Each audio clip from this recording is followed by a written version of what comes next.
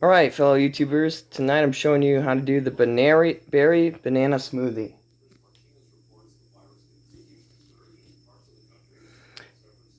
Also, I put a orange cream ice cream sickle in there, so that would give it more flavor to the smoothie. And I added banana quick smoothie mix, ice cubes, milk. Alright, now we're in the blending process already. So now I'm going to start blending.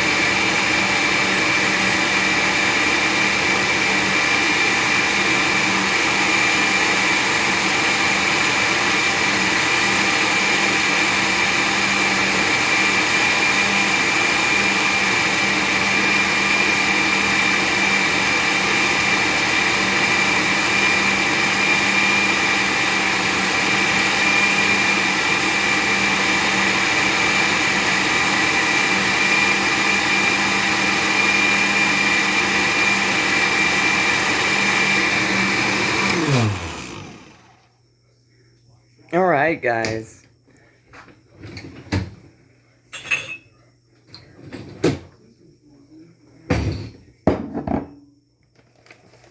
And for the smoothie,